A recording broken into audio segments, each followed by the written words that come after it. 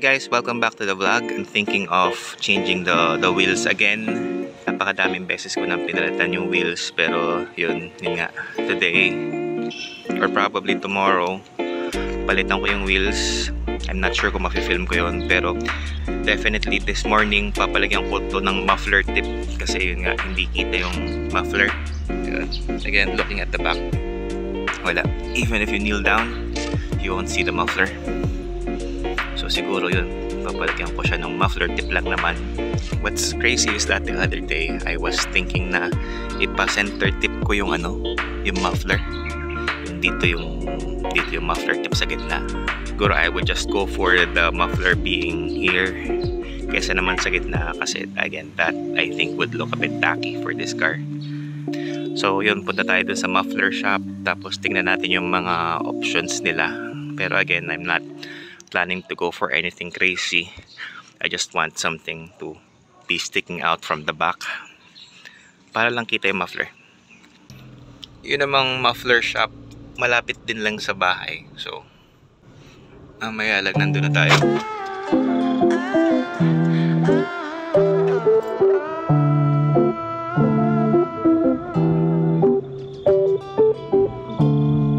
Yeah, so here's the place.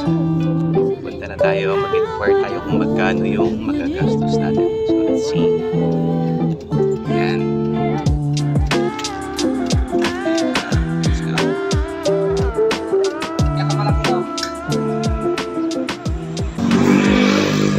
Yan, sir, sinasabi ko meron dyan nakaharang na hindi matatabas, Hindi, boss, kunti lang. Tabas na kaunti, Itong sakto na to. Mga ganyan, nakalabas. Nakalabas. Okay lang naman kahit nakalabas ng konti. Oo, yan. Nice yan. Pero magdudugtong pa tayo, boss, eh. Ah, gayon. Magdadagdag kayo. Bago namin ikabit doon sa loob. Sige, sir. Pili kayo kung gusto yung medyo maliit. Pwede rin. Hindi, gusto kong maayos na yan. Ayos na malaki, oh. Kayo, gagawin na natin. Oo. So, ang gagawin nila, tatapasan nila yung part ng bumper para ma-fit nila ng ayos. Yan. At napili ko yung ganitong kalaki. Yan, ganito.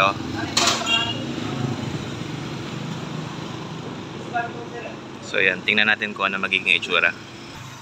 Ayan. So lalagyan nila ng elbow.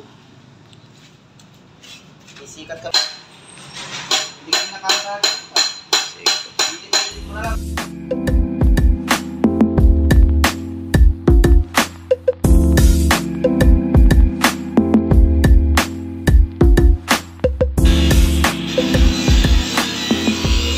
So yun, at this point pinapolish na lang, tapos ikakabit na. Wow. Sir, ang kintab. Patingin.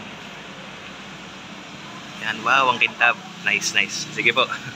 Ayan, so guys, if you are planning to have your mufflers done, yan, puntahan nyo lang tong shop na to. Just across the street ng Early Start. Let's support this shop kasi maayos naman silang gumawa. Saka yun, ang linis ng shop. Ayan.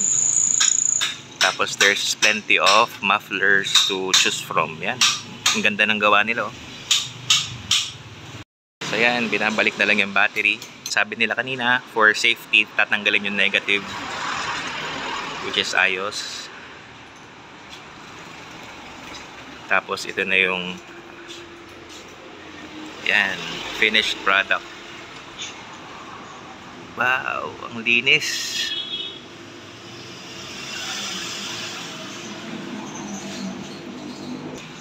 Ayan. So, chine-check na lang kung may singaw. Okay daw. Okay na? Yes, sir. Thank you. Thank you.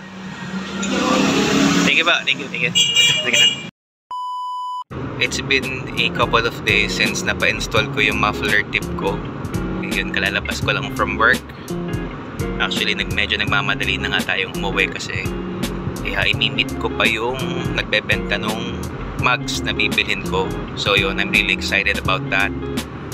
So hopefully ma-meet natin siya later. Tapos if everything goes well, mapapa-install din natin. So again, we'll see. Tingnan natin mamaya. By the way, inhiga ko na yung upuan sa likod kasi dyan ko ikakarga yung mugs na bibilin ko. So let's go.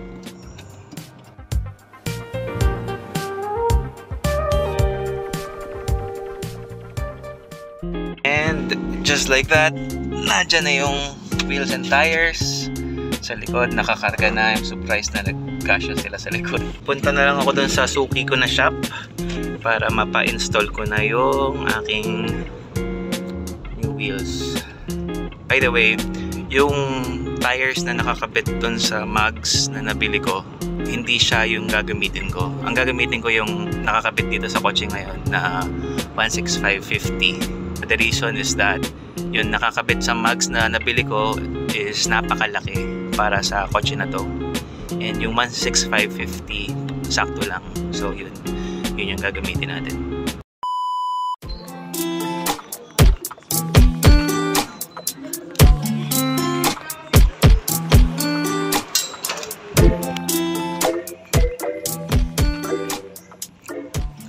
Yan, ito na yung wheel na kinabit ko sa kotse. It's nice and dull. Pero yun nga, yung pinta is ano na, madami ng chips, madami ng mga tuklap-tuklap.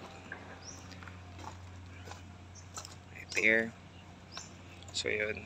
So what I'll be doing next is I will be painting the wheels. I see a lot of people asking kung pag nag-15s ka ba para sa iyon kung sasabit sa fender. Kasi there's a lot of guys na yun nga, ganun ang situation. Pag nagpalit ng aftermarket wheels, mamaya sasabit na sa fender. And the answer to that is it depends on the specs ng wheels and tires na gagamitin mo. Now I've mentioned this on a previous video na yung tires na ginagamit ko is a set of 16550 na R15.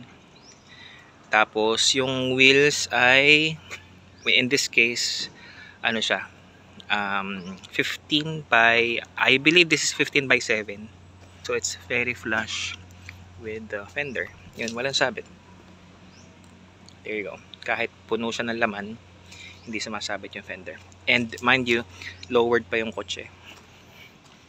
So yan, kahit super lowered, hindi sumasabit. Very flush. Pero I think that this would be the most that I would go as far as siguro width and offset is concerned. If I were to siguro use a different offset, yung medyo nakalabas pa ng konti yung gulong, yung mugs, I think na sasabit na siya. Pero yun, this one right here, I think is just perfect for the car. Pero yun nga, again, work still needs to be done dito sa kotse. I still need to take the wheel off later. Tapos yun, pipintahan natin. So, I'll be heading back to Lipa. Tapos, ayun, punta tayo dun sa paint shop. Bili tayo ng spray paint. Katulad nung dati, wala na masyadong preparation. Basta ano na kagad, spray na kagad pagdating doon. So yun, I still have an hour of drive kasi ngayon nasa Santa Rosa ako. Yan. So ayan, I'm headed to Lipa. So tara, let's go. Alright, so we are here at the mall. Glowing yellow, lemon yellow, glowing siya. Okay. Kasi nga fluorescent. Ito. Okay, so we are here at the mall. We're trying to pick out a color para sa mugs and we haven't decided yet kung anong kukuhanin namin. So yun, I'll keep you guys posted as to what we're going to be picking, but yeah, later we'll decide. So I guess there's no point na bitinin ko pa kayo for the color. Makikita nyo din naman sa thumbnail. So yeah, I ended up picking this color right here, fluorescent yellow. I'm not sure kung ano magiging itsura nito sa mugs, pero I guess we'll find out later. Fluorescent anong kulay ito? Yellow. Is it yellow or? Yellow. Alright, so tara, let's go home. Let's have this painted sa mugs. Let's go. Oh, pizza. We had to buy snacks para may machibog kami while painting my wheels. Uy, nice. What is that? So yun. I'll get started on the wheels. Kakalasin ko na, tapos sprayan ko na kagad. Wala na masyadong preparation. Spray na kagad. Let's go. So this is pretty much how I paint my wheels. Yan, tinatanggal ko, pinupunasan ko ng konti, hindi ko na nililiha. Tapos yan, nilalagyan ko nitong mga cards na ganyan para pag in-sprayan ko, hindi ma-i-sprayan yung tires. Pero I'm not recommending na you do it this way kasi ito wala ng preparation, yung basta na lang magpipinta. Ideally, you would have to sand the wheels before spraying, tapos pa-primeran mo pa. So madaming preparation involved kung gusto mo maganda yung trabaho. Pero in this particular case, wala. Basta ko na lang gagawin, basta ko na lang pipintahan. Hapon na rin kasi, yan. Saka yun, low budget naman tong wheels na to. So, you know, it doesn't really matter. Basta't mapintahan lang. So, tara, let's go. Alright, so we are at a coffee shop waiting for our drinks to arrive. So, yun, later I'll be showing you the car. Ayun, guys. Say hi to the viewers. Ayan. So, ayan, reveal ko mamaya kung ano yung itsura ng wheels and tires. So, for now, we are waiting for our drinks. So, ayan, mamaya reveal ko. Alright, so I finally got my drink and ito na yung kotse. Let's go!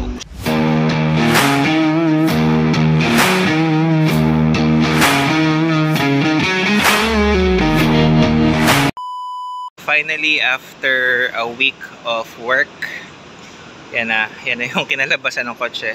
Not going to say na it looks good, pero yun nga, ang habol ko lang talaga is ma-change yung look niya ng konti, and I think I was able to achieve that. So yan. Yun, if any of you guys are going to be asking kung ano yung wheel specs, this is 15/7. Offset is as far as I can remember, offset is positive 38. Yan, 15/7. Rota to. Tapos yun, of course, PCD 100. Yan. The other thing that I did to the car was I had that installed. Muffler tip lang naman, hindi nakaka-apekto sa ingay nung sasakyan. It's just purely for looks. Hindi nakaka-apekto sa performance kasi yun, tip lang talaga. Wheels and tires gave the car a new look. Saka syempre yung muffler tip nakadagdag din dun sa look ng vehicle. So yun, thank you very much for watching. I'll see you on the next vlog. Bye!